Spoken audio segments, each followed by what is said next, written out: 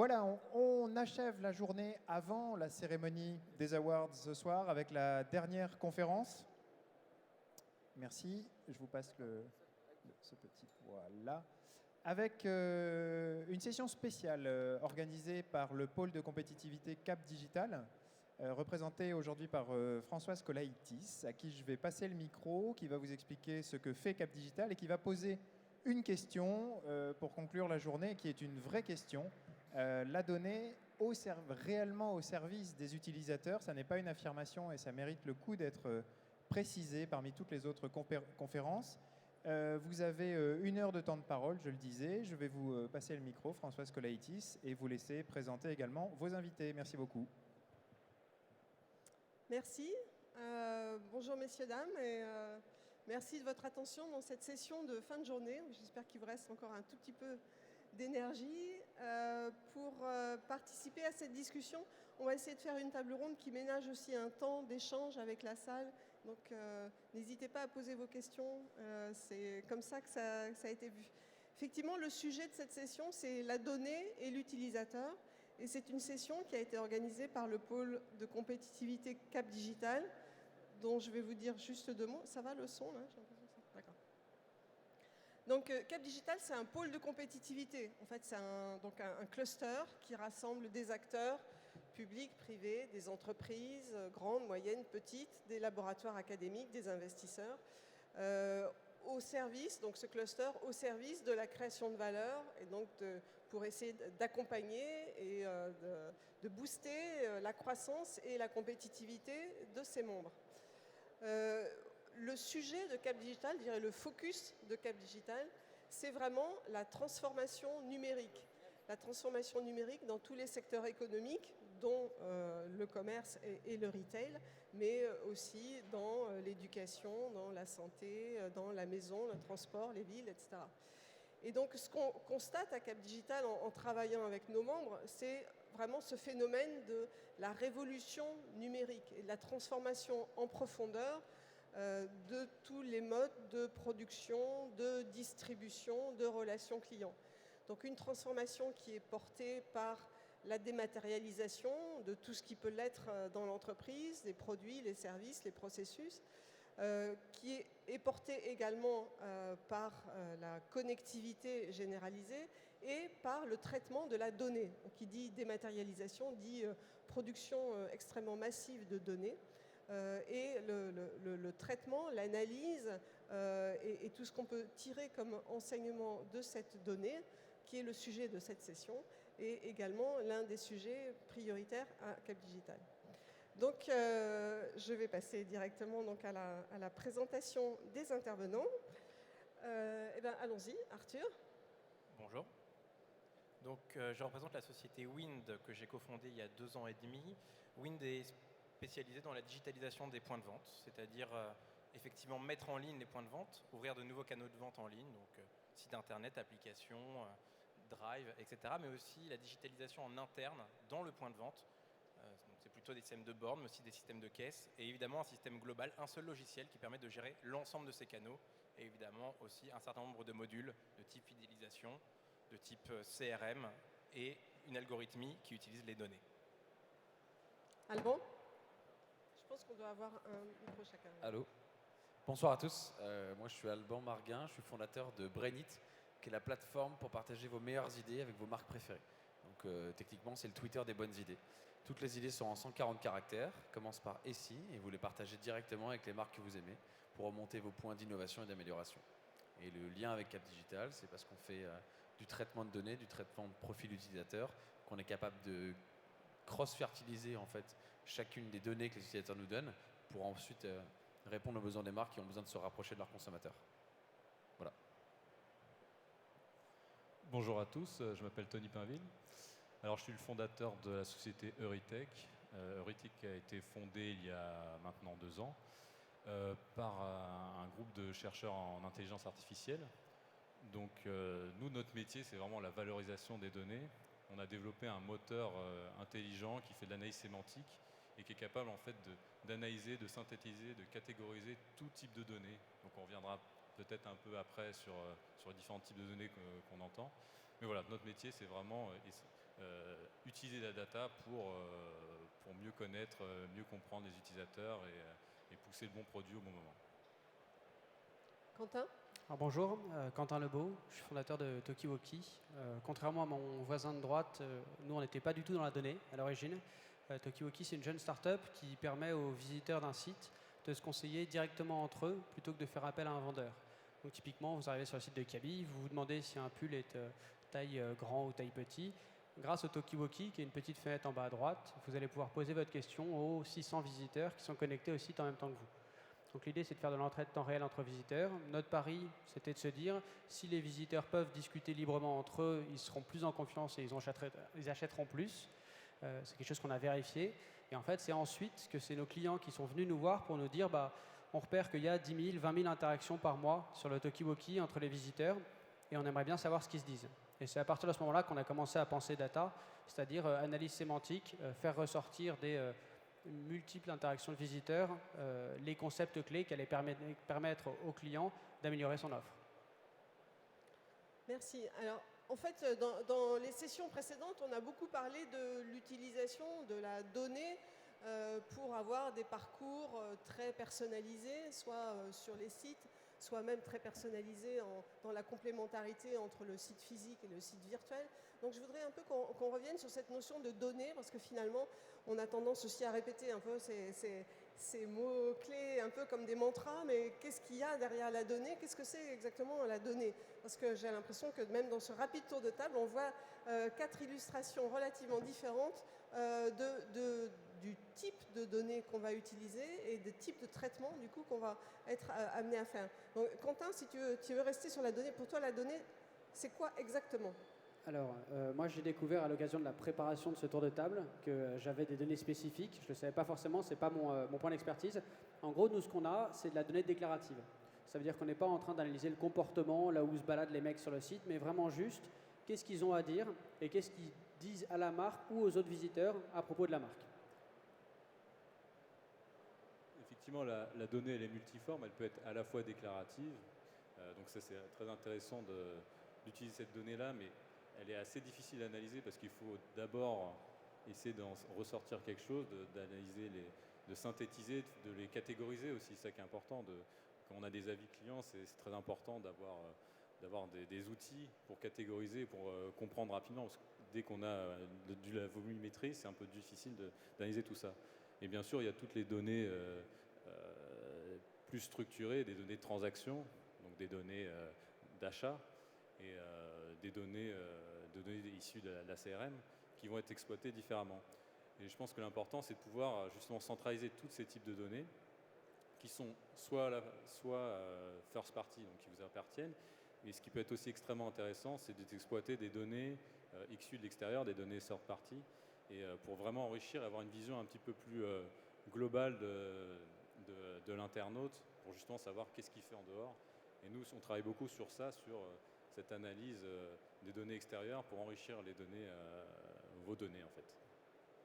Alors Alban, est-ce que les idées sont des données aussi? Alors les idées sont des données, parce que moi je vais me rapprocher davantage de Tokiwoki là-dessus, c'est purement déclaratif. Vous avez tous des idées, moi je les récupère sur notre plateforme, vous allez les poster, c'est du 140 caractères, donc c'est assez succinct, mais ça va vous permettre de mentionner une marque à laquelle vous allez exprimer soit un désaccord, soit une volonté d'amélioration d'un produit ou d'un service, soit une innovation pure. Et vous allez voir si votre idée elle est plébiscitée. Pour rebondir sur ce qu'ont dit mes collègues, et ce qui est tout à fait vrai, c'est que la donnée, elle peut être multiforme, ça peut être du déclaratif, ça peut être du bottom-up. Vous avez envie de remonter ça à une marque, remonter ça à un client, remonter ça à un fournisseur. Seulement, c'est très difficile de la traiter. Donc, Eurytech, c'est un peu leur créneau, et c'est là que ce type de start-up, à mon avis en tout cas, va monter, parce qu'ils vont réussir à canaliser les différents points d'entrée de la donnée et puis de la traiter. Nous, on fait ça, question parcours client. Vous voyez, quand vous êtes sur un site web, on va vous proposer en fait un parcours d'achat. Amazon ont été le premier à le faire, par exemple, c'est le moteur de recommandation. On va vous acheter un casque et on va vous proposer un produit plus ou moins lié, un lecteur. Ça, c'est une façon en fait de pousser le e-commerce, c'est une façon de pousser l'achat. Mais ça, c'est purement sur votre parcours client. Après, on peut vous pousser autrement. J'imagine que vous avez remarqué depuis 4 ou 5 ans, à chaque fois que vous faites un achat, que ce soit un hôtel, que ce soit un lecteur, un voyage, on vous demande votre avis. Votre avis nous intéresse, votre avis nous intéresse. Les marques qui font ça, c'est parce qu'elles ont besoin de se rapprocher plus de votre parcours client et de vos intentions d'achat, mais votre satisfaction pour savoir quels sont les produits sur lesquels en fait ils vont majoritairement axer leurs OP commerciales, de manière à avoir un reach qui est plus important. C'est pour ça que la donnée est intéressante. Que vous soyez monsieur ou madame Michu, votre taille, votre poids, quelque part, enfin mes collègues vous le diront, c'est pas ça qui est important. Ce qui se dit en termes de chat chez Tokiwoki, ce qui se partage en termes d'idées chez moi, ce qui se traite chez Eurytech et aussi chez Wind, c'est ça qui va être important pour les marques. Enfin, en tout cas, on pense.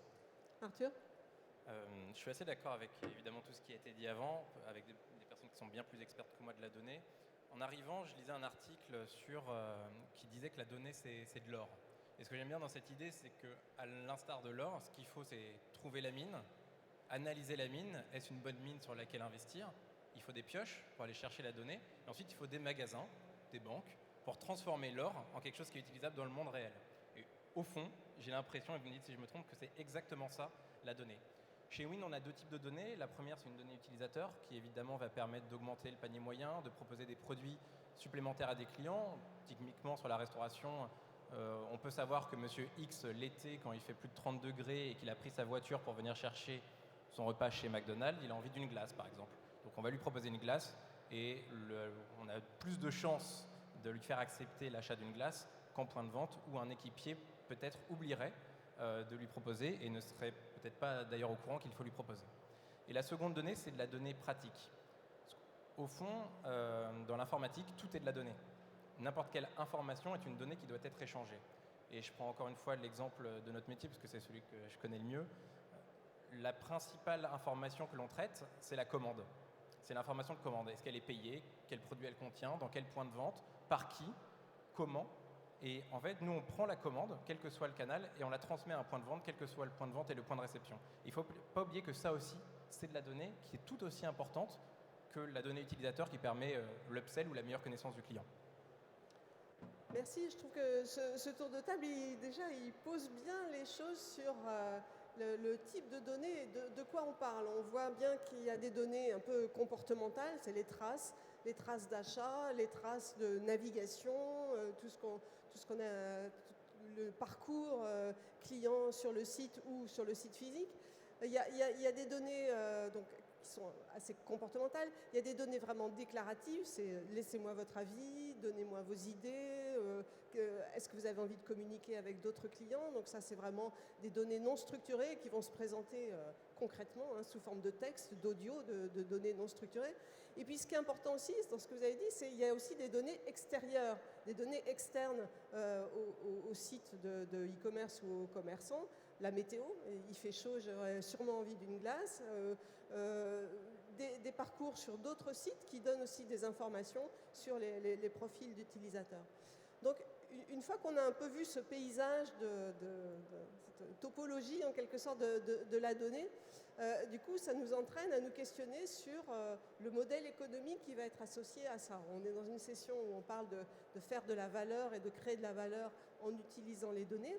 Donc, sans dévoiler les secrets de vos modèles économiques, est-ce qu'en 2 mots, chacun, vous pouvez expliquer comment vous transformez le charbon en or ou comment vous transformez la donnée en valeur? Alors, on va transformer l'or en argent. C'est une publicité, je crois, qui passait il n'y a pas longtemps. Donc, nous, on l'utilise de plusieurs manières. La première, c'est pour nous analyser nous-mêmes.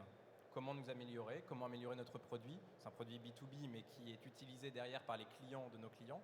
Donc, comment améliorer notre service, comment améliorer le service que l'on propose à nos clients et à leurs clients. C'est le premier point. Le second, c'est comment la donnée peut être utile pour nos clients de manière indirecte. C'est-à-dire qu'on ne leur donne pas la donnée directement, parce qu'aujourd'hui, ils ne sont peut-être pas en pleine maîtrise et en situation de l'utiliser au maximum. Donc, on leur fournit des informations qui transforment la donnée en axe stratégique ou en chiffre d'affaires sur le cas dont je vous parlais de l'upsell, de l'augmentation de panier moyen. Et enfin, évidemment, la logique de la donnée, c'est que plus on en a à un niveau macro, plus on peut tirer des conclusions sur un marché. Et on réfléchit en ce moment à la façon d'utiliser toute cette donnée macro que l'on peut obtenir sur le marché du commerce, du retail, et savoir est-ce un business model en tant que tel. Aujourd'hui, ce n'est pas le cas pour nous, mais quand on regarde notamment mes voisins, on peut se poser la question évidemment de savoir si ça pourrait pas être intéressant également pour nous. Très rapidement, comment est-ce qu'on transforme l'or en argent? C'est une, c'est une très belle métaphore. Aujourd'hui, pour faire un point très simple, plus vous allez donner d'informations, et vous le faites, il y a encore 5-6 ans, vous n'osiez pas mettre votre CV sur LinkedIn, alors que techniquement et technologiquement c'était possible, il y avait une barrière de mœurs. Aujourd'hui, vous payez un billet d'avion avec votre carte bleue sur votre smartphone. Il y a un décalage de 5-6 ans dans les usages qui a été essentiellement sur la donnée. Chez nous, on récupère vos idées, on les traite et on fait en sorte qu'elles soient directement activables par les marques. Comment est-ce que ça, c'est possible? Si vous postez une bonne idée d'amélioration, vous allez avoir l'ensemble de la communauté qui va vous suivre, qui va vous soutenir, comme sur Facebook. C'est de la même manière. Sauf que nous, on est dédié à ça. Pour traiter la donnée, pour nous, on va simplement proposer aux grands groupes, parce que ce sont mes clients, de regarder l'ensemble du contenu de ce que vous allez poster, regarder l'ensemble en fait des dynamiques sur lesquelles vous parlez, les grandes tendances, et c'est comme ça qu'on va leur faire des recommandations. On leur fait des rapports tous les mois sur ce qui se dit, le contenu, même si ce qui se dit n'est pas forcément utile, c'est ça qui va les orienter sur la façon de gérer leur business. Alors nous, en fait, on met à disposition une plateforme. Et donc, on travaille beaucoup avec des grands groupes où on intègre notre plateforme en fonction de leurs besoins. Et on met aussi à disposition une interface via SaaS où on peut consommer notre moteur à la requête. Donc, il y a un paiement à ce niveau-là. Nous, de notre côté, il y a déjà comment on crée de la valeur à partir de tous ces échanges. On a en moyenne entre 30 000 et 60 000 échanges par mois et par site. Et en fait, sur la base de ces échanges, on va faire tourner un moteur d'analyse sémantique qui va identifier les concepts clés, qui va permettre de prendre des décisions un peu mieux pour le client. Un exemple concret, c'est avec L'Oréal Paris, par exemple, où on a vu qu'il y avait proportionnellement beaucoup de questions qui touchaient au concept de la coloration. On est ensuite allé regarder, on a vu que c'était notamment les questions où les paniers étaient abandonnés. Et on a fini par comprendre qu'en fait, sur la question de la coloration, sur L'Oréal Paris, il y avait un gros problème, c'était que les filles, ou les garçons d'ailleurs, ne savaient pas comment appliquer la coloration. Et on a regardé toutes les questions, toutes les réponses, on a compris en interprétant ça, en regardant ça de plus près, que le problème c'était ça. Et aujourd'hui, L'Oréal Paris travaille sur un petit tuto pour expliquer aux consommateurs, aux consommatrices, comment l'appliquer. Donc on est quand même sur on est sur quelque chose de finalement assez bricolé, parce qu'on est obligé d'aller se pencher sur les données, de regarder tout ça. Et ensuite, la façon dont on fonctionne d'un point de vue du business model, c'est qu'on a un service de SaaS, un abonnement au SaaS, et en plus de ça, on va faire payer de la donnée, l'étude, chaque étude, quelques milliers d'euros. Allô ? Ouais. Un point qui est important là-dessus, si certains d'entre vous souhaitent monter une start-up, c'est qu'au moment où on a découvert un peu la question data, tout le monde nous a dit, vous allez voir, vous allez gagner beaucoup d'argent très vite. En fait, quand vous arrivez devant aujourd'hui un client potentiel et que vous lui dites j'ai de la data, est-ce que je peux te le vendre très cher? Très souvent, il va vous dire absolument pas. Une data comme ça, sans être analysée, sans une question qui la précède, ça ne sert pas à grand-chose. Donc la data, c'est très bien sur le papier. Encore faut-il savoir la vendre et savoir la présenter au client. Alors, savoir la vendre, savoir la mettre en valeur. Donc, on a vu la création de valeur, elle est portée par différents types de données. Vous avez parlé d'analyse prédictive, en particulier, Tony, tu imagines qu'il faut sans doute des très longues séquences de données où enregistrer et analyser des données sur des longues périodes. Donc, il y a une dimension temporelle pour arriver à faire de l'analyse prédictive. Oui, ce qui est intéressant, effectivement, c'est de voir sur le temps. Il y a différents types d'analyses, mais l'analyse prédictive permet de détecter en fait des moments de vie, des intentions d'achat. Nous, on a travaillé justement avec des données tierce party avec le groupe La Poste, où on travaille sur un ensemble de sites qui nous permet en fait d'avoir un comportement de navigation assez exhaustif sur un internaute. Et grâce aux outils d'analyse prédictive, on est capable de déterminer en fait en analysant chaque page vue par l'internaute, dans quel moment de vie il est. Est-ce qu'il est en moment de vie mariage? Est-ce qu'il a l'intention d'acheter une voiture ou autre chose de ce genre-là? Et cette capacité-là, elle est faite grâce à l'analyse à la fois de chaque page vue par l'internaute, mais aussi à l'analyse temporelle pour déterminer en fait des phases et déterminer les degrés d'appétence de chaque internaute.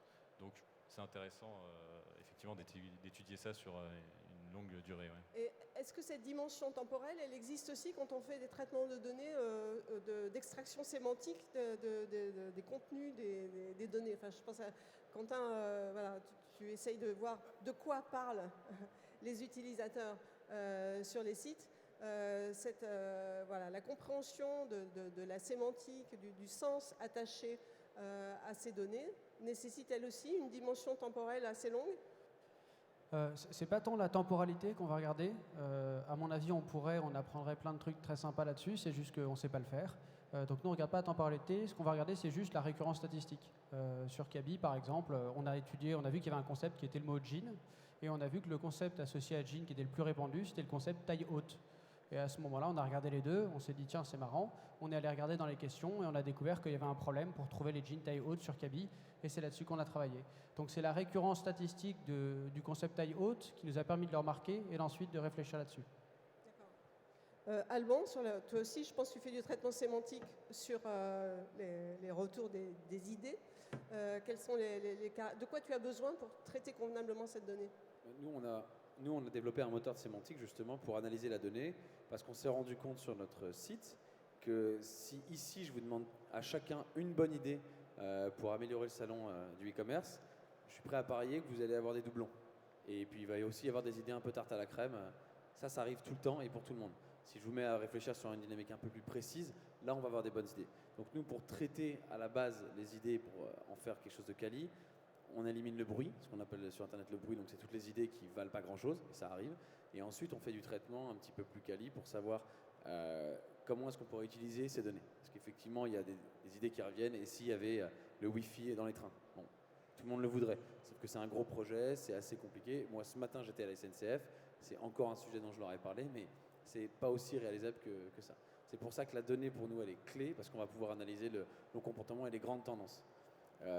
Nous, ce qu'on a remarqué en montant cette startup, et je pense que mes collègues aussi, on se rendait pas, moi le premier, je me rendais pas compte de l'importance de la donnée. Moi, je viens d'un monde où on a tous quasiment 30 ans, où je vois que Peugeot, c'est 200 000 ingénieurs et beaucoup de techniques, et c'est valorisé 4 milliards. Et WhatsApp, c'est une app avec 4 mecs dans un garage et ça vaut 17 milliards. Ça, c'est de la donnée, et quoi qu'on en dise, c'est quelque chose qui est énorme et vraiment puissant, parce que ça fait appel à des grandes tendances, même de vie en fait. Et on se rend compte que tout ce qui est partagé sur ces réseaux-là va devenir le plus important pour la majorité des marques, notamment e-commerce. On reviendra juste dans un instant sur le passage à ce qui crée de la valeur pour l'utilisateur et pourquoi ces valorisations extraordinaires. Mais juste Arthur, il y a une dimension qu'on n'a pas tellement abordée, c'est la dimension spatiale dans la donnée, finalement, la collecte de données sur le web, sur le mobile, in-store, etc. Cette complémentarité dont l'analyse, j'imagine, est assez riche pour vous. Bien sûr, on se rend compte aujourd'hui, et c'est la raison d'être même du salon Commerce Connecté, c'est au fond aujourd'hui le commerce est évidemment connecté et il est évidemment détaché, en partie, même pas totalement, du point de vente physique.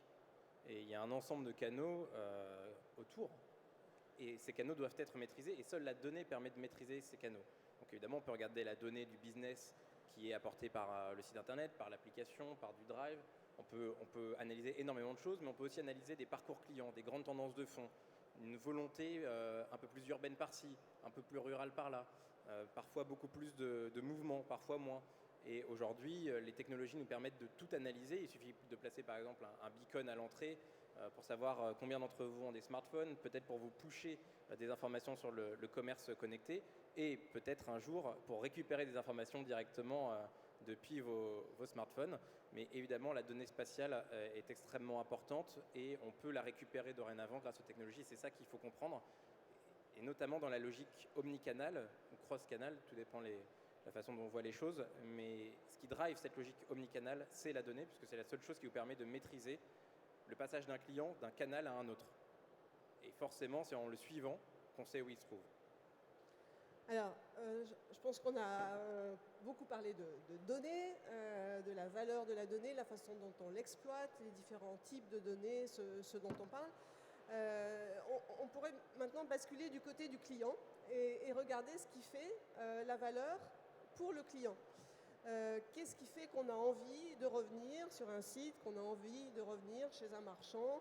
Pourquoi on est fidèle? Qu'est-ce qui nous plaît? Et finalement, qu'est-ce que vous cherchez à faire, qu'est-ce que vous cherchez à créer en matière de fidélisation du client. Donc qu'est-ce qui fait qu'on a envie de revenir sur un site? Et Alban, est-ce qu'on peut commencer par toi? Est-ce que c'est parce que l'utilisateur a le sentiment qu'on l'écoute et qu'on va tenir compte de ses idées? Est-ce que c'est un facteur? Voilà, vous avez tout compris. Moi, c'est ça. Ma niche, elle est vraiment là. C'est les marques vous écoutent. Pour une fois, vous avez le pouvoir. Vous êtes capable de partager une bonne idée, quel que soit votre background. Ça m'intéresse pas. Que vous soyez bac-3 ou que vous ayez fait Harvard ou Polytechnique, ça m'intéresse pas. Les idées, elles partent d'un sentiment de bon sens et c'est de la valeur clé pour mes clients. Donc moi, je suis vraiment niché sur cette dynamique de on va vous écouter. Vous allez enfin être au cœur des services et des produits des marques. Alors, Quentin, j'ai envie de te demander, pour toi, qu'est-ce qui fait la valeur? Est-ce que c'est le fait que, si intelligente que soit la prescription faite par les algorithmes, et on y reviendra juste après, la prescription faite par un utilisateur, par un humain, par un ami, sera toujours supérieure? Est-ce que c'est ça ton credo? Ouais, je crois que je rejoins un peu Brainit là-dessus. Nous, ce qu'on a très vite compris chez Tokiwoki, c'est que ce que les gens préféraient, c'était être engagés. Ce qu'on a repéré en point de vue chiffre, c'est que quelqu'un qui va poser une question sur un site, quelqu'un qui va répondre à une question sur un site, ou quelqu'un qui va regarder quelqu'un qui pose une question ou qui répond, c'est quelqu'un qui va convertir beaucoup plus ou beaucoup mieux après.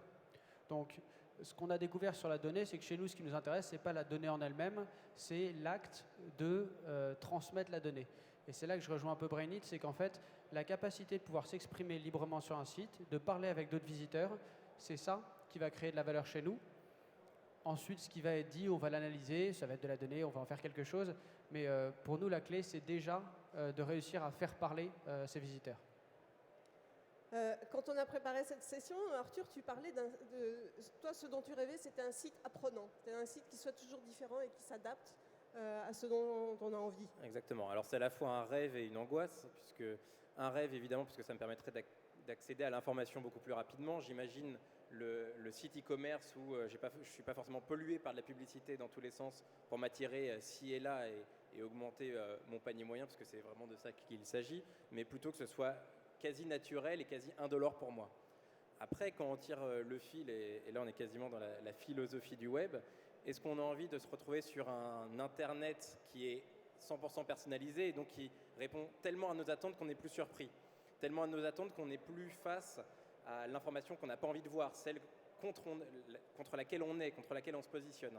Et c'est à la fois évidemment intéressant, mais aussi effrayant d'imaginer là où Internet est considéré comme un espace de liberté, la perte de la liberté de trouver quelque chose qu'on n'a pas envie de trouver.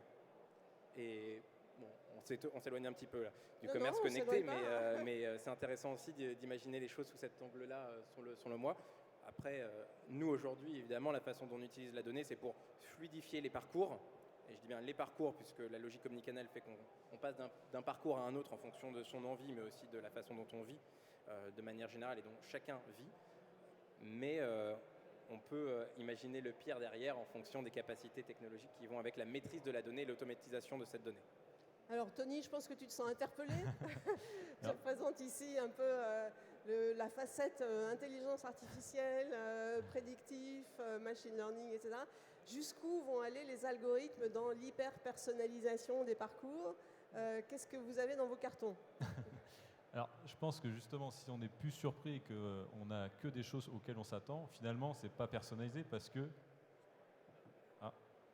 on attend aussi un peu d'inattendu. Donc, l'ultra personnalisation, ça veut dire à la fois des choses qu'on attend, mais une petite part d'aléatoire, on va dire, qui nous permet justement de découvrir d'autres choses et de ne pas être mis dans une catégorie et avoir l'impression qu'on nous connaît et qu'on n'a plus le choix. Donc quelque chose de vraiment personnalisé, c'est ça, c'est à la fois sur la page des choses qui nous correspondent, mais un petit peu de côté un peu aléatoire. Et donc qu'est-ce qui se prépare? Le fait de pouvoir utiliser non seulement l'historique de navigation et les achats, mais aussi justement les réclamations et les données brutes, ça va permettre d'être beaucoup plus pertinent parce qu'on peut se retrouver en utilisant que l'historique de navigation avec des choses à pousser toujours les mêmes produits ou avoir des phénomènes un peu comme ça où on se retrouve avec des choses, voilà, on a commandé un canapé, on nous recommande le même type de canapé. Et le fait justement de prendre en considération des données plus brutes les données déclaratives, ça nous permet justement d'avoir quelque chose de plus pertinent en fait, et plus différent. C'est-à-dire que ce qui nous agace aujourd'hui dans les sites où on revoit ensuite éternellement la même publicité parce qu'on a eu le malheur d'acheter une chambre d'hôtel une fois et Oui, tout à fait. éternellement on va revoir la publicité pour la même destination, c'est pas trop de personnalisation, c'est pas assez finalement. C'est ça C'est ce pas que tu assez, nous dis, c'est c'est que les finalement algorithmes sont pas assez sophistiqués. C'est la première brique en fait de personnalisation qui est en fait plus énervante que pas de personnalisation du tout. Il n'y a rien de pire qu'une mauvaise recommandation, quoi. Faut mieux pas du tout de recommandation, parce qu'on a l'impression de se faire un peu avoir.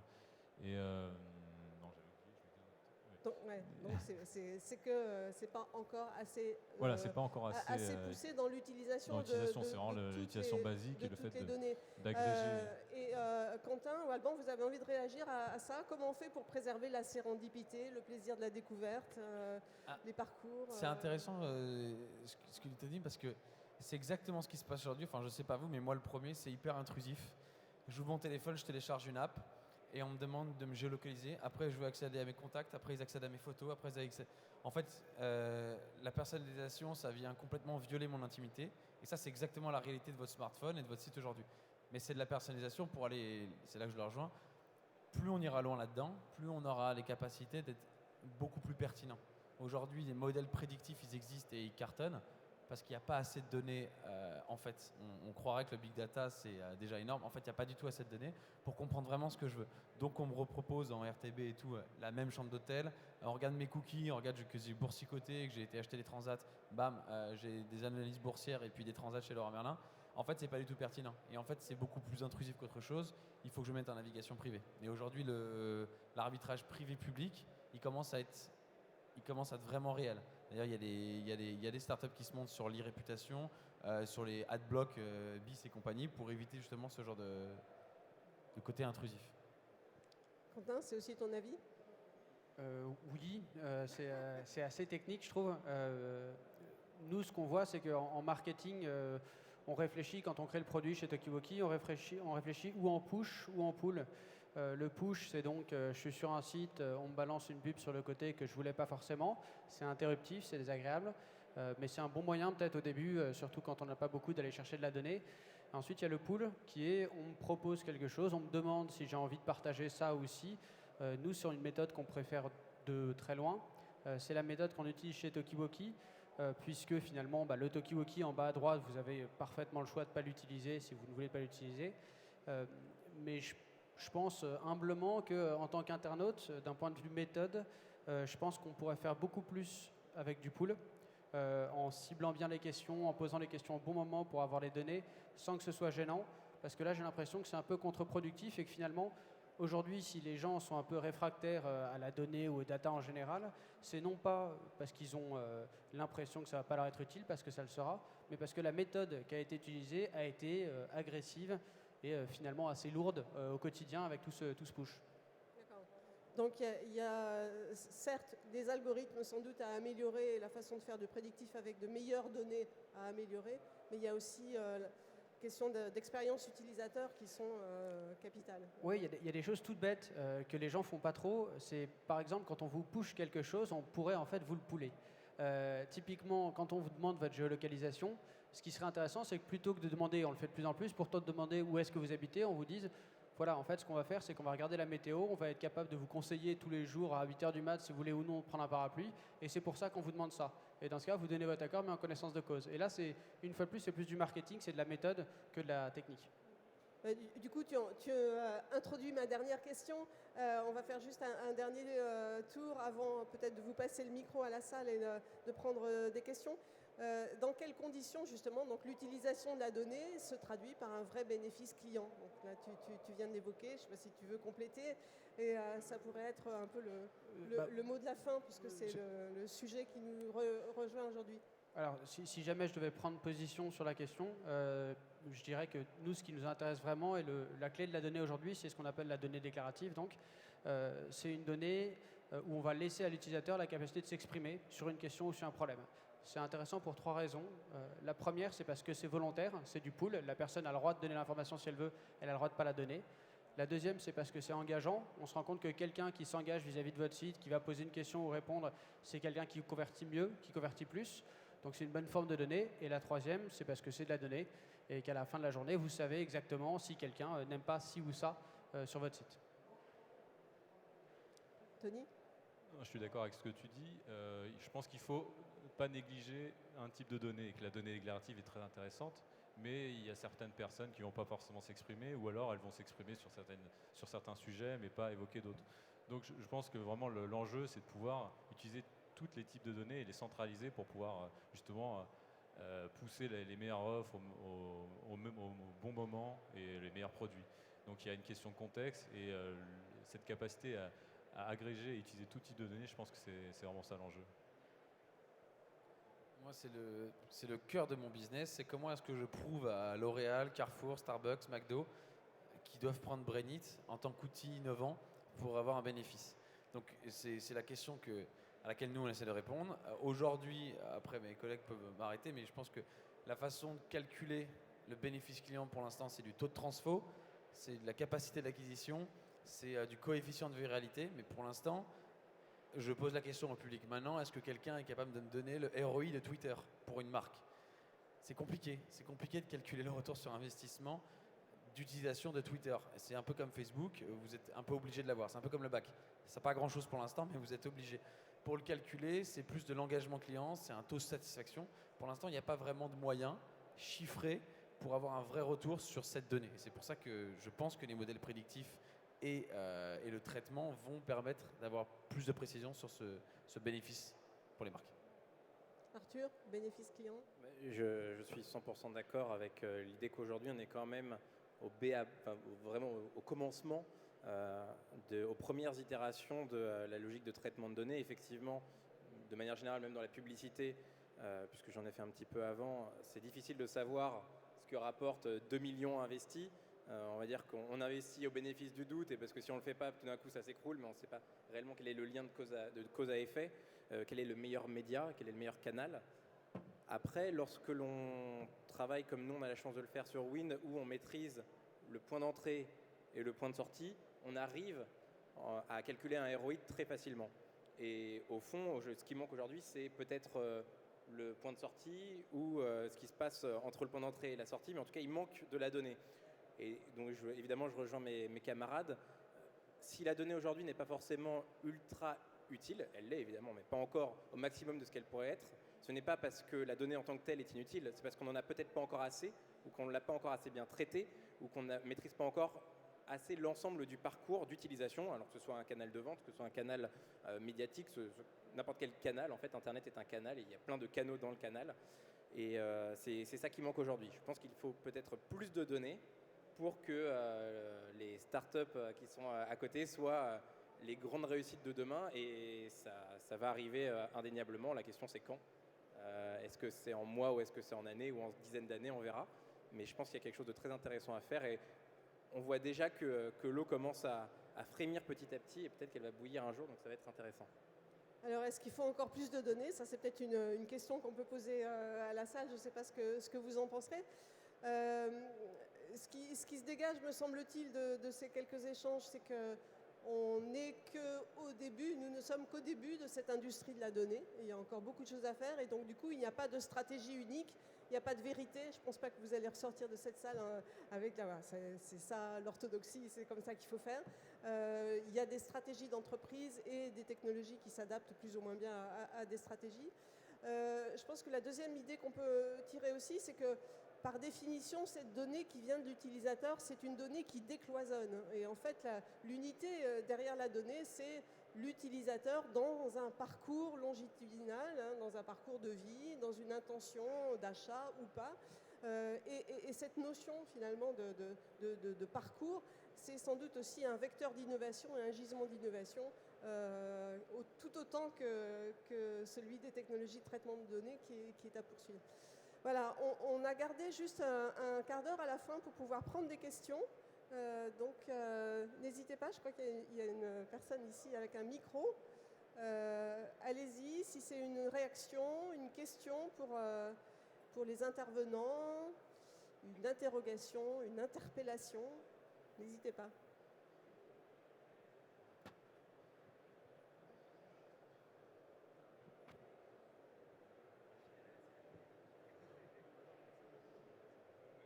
Bonjour. Bonjour, je m'appelle Christelle et j'aurais une question sur les données en fait qui vont être dans les processus de vente longs, donc plus spécifiquement en B2B. Est-ce qu'il existe, vous m'entendez pas? Si? Plus fort. Est-ce qu'il existe aujourd'hui des systèmes, enfin, des algorithmes qui permettent de prévoir dans quelle étape est un acheteur dans son processus d'achat, en fait, en B2B, pour des processus longs? Je vais répondre un peu. En fait, ça dépend des données, mais il y a moyen, justement, en analysant un ensemble de données, de déterminer, en fonction de différents signaux, à quelle étape il est. C'est-à-dire qu'on va pouvoir catégoriser, rassembler les données et puis déterminer les premiers signaux faibles qui vont ensuite aller jusqu'au processus d'achat. Donc tout dépend en fait des données qu'on a en entrée, si c'est juste des données de navigation ou si c'est plus complet. Mais il y a beaucoup de solutions pour justement déterminer ces différents processus. Soit c'est moments de vie dans un achat, ou on peut calculer aussi ce qu'on appelle un score de chaleur, c'est-à-dire est-ce qu'il est juste en train de regarder ou alors il va bientôt acheter. Mais ça dépend vraiment du type de produit. Ça va être très différent si on achète une maison qu'un pot de yaourt. Donc voilà, ça dépend des sujets, mais il y a plusieurs méthodes pour faire ça. Oui. Merci. Je vais juste compléter sur... c'est effectivement vrai, aujourd'hui on est en mesure de savoir, notamment dans les parcours digitaux, où les personnes s'arrêtent, puisque la donnée par essence est maîtrisée par la personne qui maîtrise le canal. Et c'est comme ça que d'ailleurs les sociétés de e-commerce performent aussi bien. C'est qu'à un instant T d'une publicité qui passe sur BFM ou sur n'importe quelle chaîne, ils savent les impacts business derrière et ils peuvent suivre les clients. Il y a d'excellents logiciels qui permettent de faire ça. Un américain qui s'appelle Mixpanel, par exemple, est extrêmement bon dans la maîtrise de cette donnée client, où s'arrête le client. Le point de difficulté, et une fois de plus je te rejoins, le point de difficulté c'est dans le parcours qui n'est pas digital. Comment savoir où s'arrête un client en point de vente? Et c'est là la difficulté, et on peut la résoudre évidemment avec des solutions omnicanal. Et j'arrête la publicité. Dont certaines ont été présentées dans la session antérieure, mais bon, tous les problèmes ne sont sans doute pas résolus pour autant. Une autre question?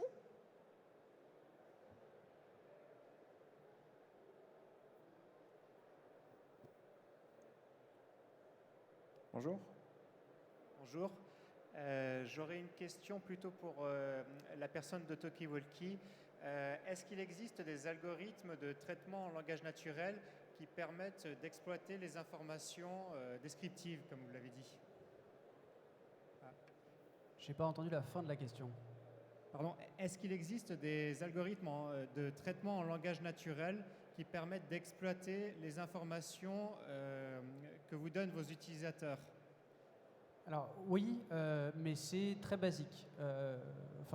Moi je suis arrivé dans ce monde-là, je m'attendais à ce qu'on puisse me dire exactement qui parle de quoi, à quel moment et dans quel domaine c'est. En fait, ce qu'on arrive à faire très bien, c'est identifier des concepts.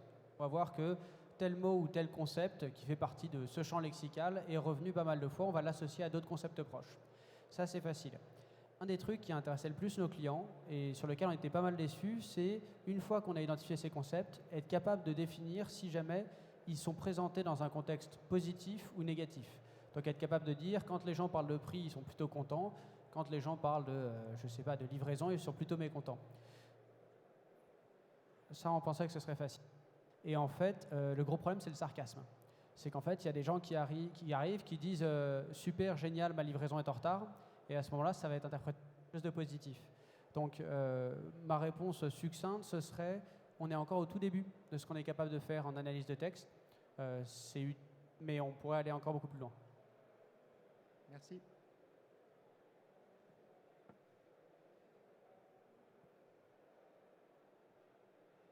Bonjour.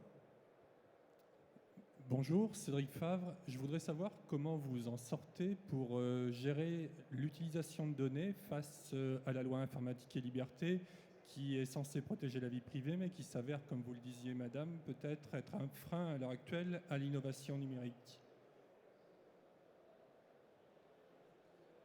La question est sur la vie privée et la confidentialité. Ouais, alors pour vous donner une petite anecdote, nous quand on a monté la plateforme, 3-4 mois après le lancement, c'était fin 2013, la CNIL a changé sa politique et vous avez vu maintenant sur l'ensemble des sites qui proposent des services ou des produits, vous avez nous utilisons vos cookies machin, soit vous mettez OK, soit vous mettez fermé. Ça on était obligé de le mettre. Donc quelque part, les règles changent, mais ça nous coûte un bandeau et on utilise toujours en fait techniquement la donnée client. On n'a pas le droit de la revendre techniquement, mais on peut l'utiliser. Donc ce sont des bases sur lesquelles en fait c'est plus des techniques de Sioux. On a le droit d'utiliser la donnée, on ne peut pas la revendre encore une fois d'un point de vue commercial, mais techniquement on peut revendre des stats d'utilisation. C'est ça qu'on peut faire sur la confidentialité. Maintenant, moi je vous invite à relire les conditions générales de Facebook, par exemple. Nous on l'a fait pour faire les nôtres, et si j'avais fait ça avant, j'aurais jamais créé un compte sur Facebook. Parce qu'aujourd'hui Facebook, ils ont tout sur moi de A à Z et à vie. C'est assez rigolo. Mais je vous invite à le faire. Ça prend quelques heures, mais c'est assez intéressant. Et on attend aussi les premiers retours de la jurisprudence, puisqu'il n'y a pas encore eu de grands cas juridiques sur ces logiques-là. Mais est-ce que l'opt-in, donc ce fameux bouton sur lequel on clique pour dire j'accepte les conditions générales, j'accepte entre guillemets qu'on vende mes données, puisqu'évidemment tout est inscrit dans des conditions générales de vente ou d'utilisation qui sont longues comme un bras, on ne sait pas réellement non plus jusqu'où ça peut nous entraîner. La CNIL, évidemment, évolue et elle va devoir évoluer à terme puisque aujourd'hui, je n'ai pas l'impression qu'elle soit en maîtrise totale du sujet et de la façon dont les gens utilisent les préceptes qu'elle met en place. Juste un petit point, c'est vrai qu'il y a quand même. Je ne pense pas que la CNIL actuellement soit un frein à l'innovation. Je pense qu'elle peut servir de garde-fou. On l'a vu notamment dans les affaires avec les sociétés boulanger ou qui faisaient des statistiques un peu bizarres sur ses clients. Donc, pour nous, par rapport à la CNIL, on n'a pas vu d'imitation. Et c'est vrai qu'il y a certaines sociétés qui peuvent abuser des datas. On a vu l'exemple avec Facebook, mais même en France, il y a d'autres sociétés qui exploitent un petit peu trop les données, un petit peu intrusives pour les utilisateurs, alors qu'il y a énormément de choses qui sont possibles de faire sans être aussi intrusif. Et en tout cas, vous parlez de données anonymisées, agrégées, anonymisées, etc. Donc on ne peut pas relier à une personne en particulier. Oui, tout à fait.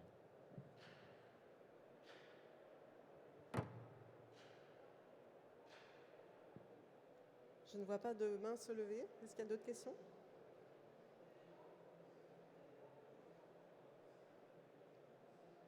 Non, j'ai l'impression qu'on a terminé alors, enfin provisoirement terminé. Je remercie de votre attention et je remercie aussi chaleureusement les 4 intervenants. Je pense qu'ils vont rester encore 5 minutes peut-être dans les parages si vous avez d'autres questions additionnelles à leur poser. Merci beaucoup d'avoir entamé cette discussion et ce débat qui ne fait que commencer, je pense. Et à très bientôt. Au revoir.